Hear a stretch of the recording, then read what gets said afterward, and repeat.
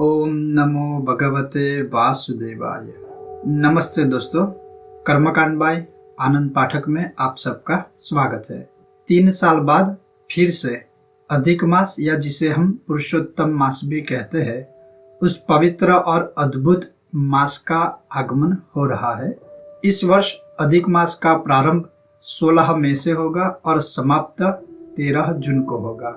और इसी महत्वपूर्ण विषय के साथ चलिए हम शुरू करते हैं हमारा आज का कर्मकांड। दोस्तों, इस विषय के ऊपर पूरे संशोधन के बाद, इस पूरी कथा का पठन करने के बाद मेरे मन में जो एक विचार आया था, उसी विचार को प्रकट करके इस विषय की हम शुरुआत करेंगे। और वो विचार यह था, जिस तरह से समंदर के पानी को एक छोटे से तालाब में समावेश नहीं कर सकते, वैसे ही इतनी महान अधिक मास या पुरुषोत्तम मास की कथा को संक्षिप्त में मैं कैसे बताऊं। इसी विचार के साथ शुरू करते हैं हमारा आज का विषय। अधिक मास के बारे में कई सारे प्रश्न हैं, जैसे कि अधिक मास को मलमास भी कहते हैं, पुरुषोत्तम मास भी कहते हैं।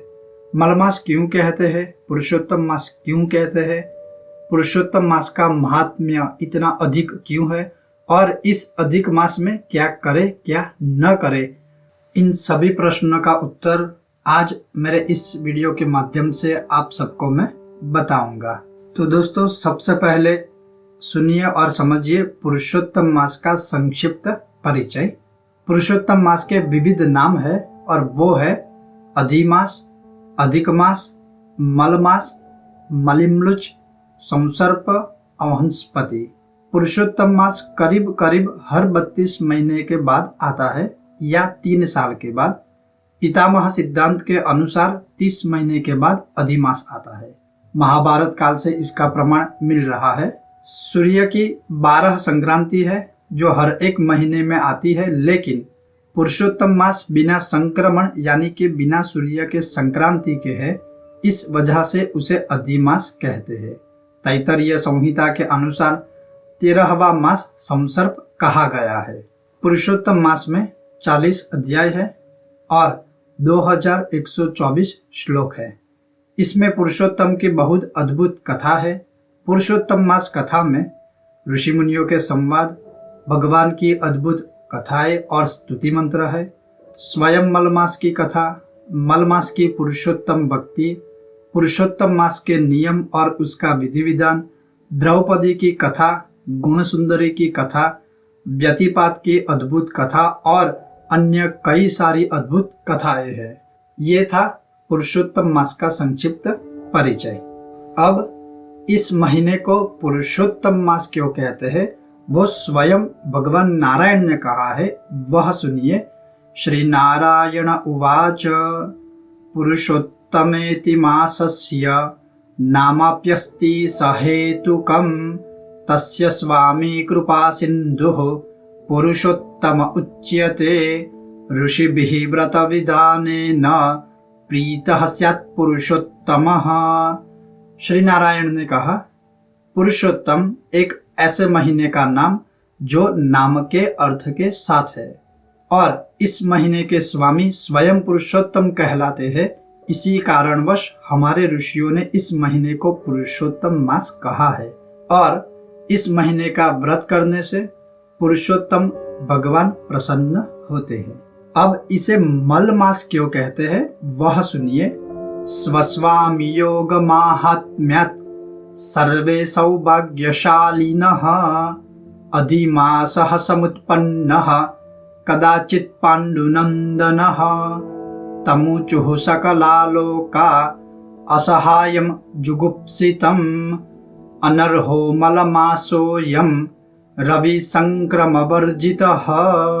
भगवान ने कहा, जब अधिक मास की उत्पत्ति हुई तब वो बिना सूर्य के संक्रमण और बिना राशि प्रवेश के उसकी उत्पत्ति हुई, और इतना ही नहीं, इसी कारणवश वो मल कहलाया। बाद में उसे मलमास कहने लगे। अब काल माधव के अनुसार या ज्योतिष सिद्धांत के अनुसार इसे मलमास क्यों कहते हैं, वह सुनिए। शाकुन्यादि चतुष्काम तुरविर्मलमुदारतं तदूर्ध्वं क्रमते भानुर्मासः स्यात्तु मलिम्लुचः। अर्थात शकुनी, चतुष्पद, नाग और किंस्तुग्न इन 4 कर्ण रवि का मल है और इन 4 करणों में जो संक्रांति शुरू होती है उसे मलमास कहते हैं। अब सरल भाषा में सुनिए कि श्री पुरुषोत्तम मास में राधिका सहित श्री पुरुषोत्तम का षोडशोपचार पूजन करना चाहिए। विष्णु सहस्त्र का पाठ या भागवत कथा का पाठ करना या भागवत कथा श्रवण करना उत्तम है।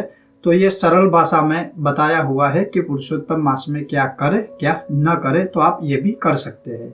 अब अधिक मास की कथा के अनुसार क्या करे क्या न करे वो सुनिए।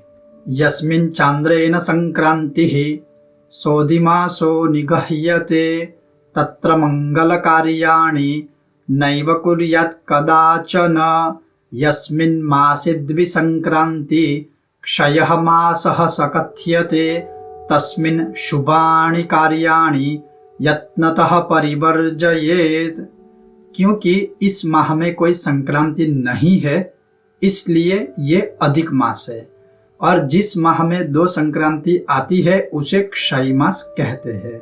इसी वजह से इस माह में मांगलिक शुभ कार्य वर्जित है, पितृ कार्य भी वर्जित है, किंतु अधिक मास में जप, दान, तप, कथा श्रवण या कथा का पठन, तीर्थ स्थलों में स्नान उत्तम है, भगवान का स्मरण करना उत्तम है, अनुष्ठान करना श्रेष्ठ माना गया है।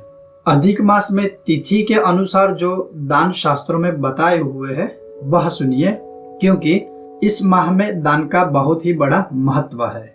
प्रतिपदा के दिन घी चांदी के पात्र में रखकर दान करें, द्वितीया के दिन कांसे के पात्र में सुवर्ण दान करें, तृतीया के दिन चना या चने की दाल दान करें, पंचमी के दिन गुड़ एवं तुवर दाल दान करें, षष्ठी के दिन चंदन या अष्टगंध का दान करें, नवमी के दिन केसर का दान करें, दशमी के दिन कस्तूरी का दान करें, एकादशी के दिन गोरोचन का दान करें, द्वादशी के दिन शंख का दान करें, हो सके तो दक्षिणावर्ती शंख का दान करें, त्रयोदशी के दिन पूजा की घंटी का दान करें, चतुर्दशी के दिन मोती का दान करें, पूर्णिमा के दिन मोती या हीरे का दान करें। तो ये शास्त्रों के अनुसार तिथि के अनुसार दान बताए हुए हैं। अगर इन सभी दानों में से आप कुछ भी करने में असमर्थ है तो अधिक मास में भगवान को दीप दान करना सबसे उत्तम और सबसे श्रेष्ठ बताया हुआ है। वो महात्म्य सुनिए। कर्तव्यम दीपदानं च पुरुषोत्तमतुष्टये तेन ते तीव्र दारिद्र्यं समूलं नाशमिष्यति। तिलतैलेन कर्तव्यः सपीशा वैभवे सति तयोर्मध्ये न किंचित्ते कानने वसतोऽधुना। अर्थात पुरुषोत्तम मास में भगवान श्री पुरुषोत्तम के आगे पूरा महीना सिर्फ एक दिया विधि पूर्वक प्रज्वलित करे।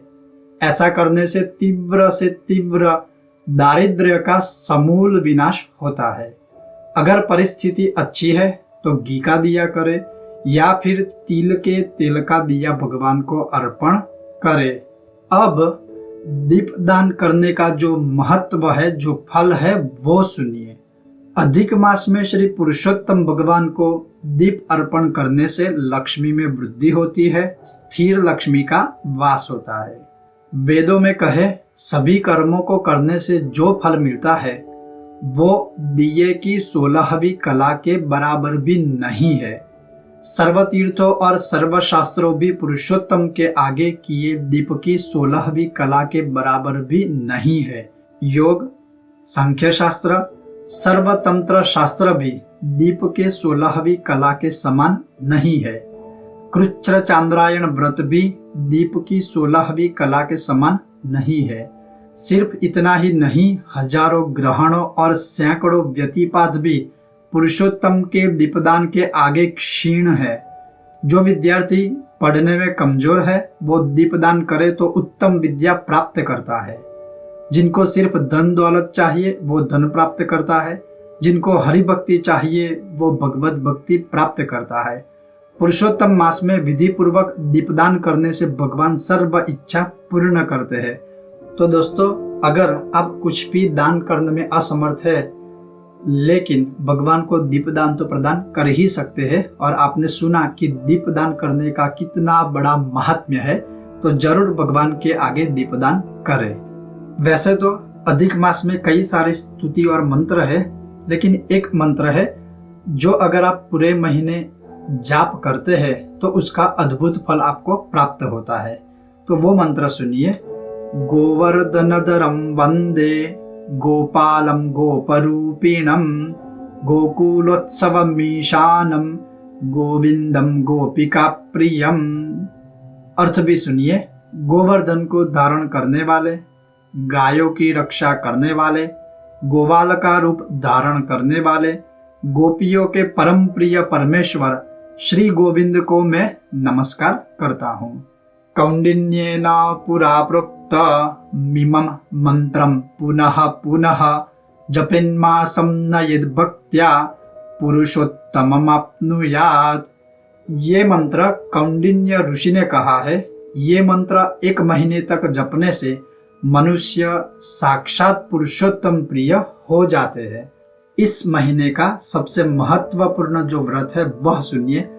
मान लो कि आप कुछ दान नहीं कर सकते, दीपदान भी नहीं कर सकते, जप तप अनुष्ठान भी नहीं कर सकते, लेकिन इसी कथा में बताया हुआ एक व्रत है जो करने से आपको पूरे महीने का फल प्राप्त होता है, और उस व्रत का नाम है पंचरात व्रत। पंचरात व्रत किसे कहते हैं?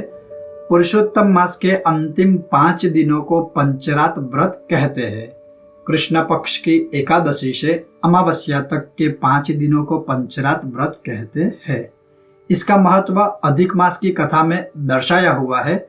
जो मनुष्य ये पंचरात व्रत करता है वो अपने साथ अपने पिता, माता और पत्नी के साथ वैकुंठ में जाता है, और उसके सभी पापों का विनाश होता है और उसको सभी भोगों की प्राप्ति होती है। अगर आप कुछ भी नहीं कर सकते हो तो अंतिम 5 दिन यानी इस पंचरात व्रत को करना चाहिए। तो दोस्तों, अगर आपको मेरा ये वीडियो पसंद आया है तो बिना भूले मेरे वीडियो को लाइक करें, मेरे वीडियो को शेयर करें, और मेरी चैनल को अभी तक सब्सक्राइब ना किया हो तो मेरी चैनल को सब्सक्राइब करें। और इसी विषय के बारे में कुछ भी अधिक जानकारी चाहिए तो आप मुझे ईमेल भी कर सकते हो, और नीचे कमेंट बॉक्स में आप कमेंट के द्वारा मुझे प्रश्न भी पूछ सकते हो। आप सबका बहुत बहुत धन्यवाद। हरिओम।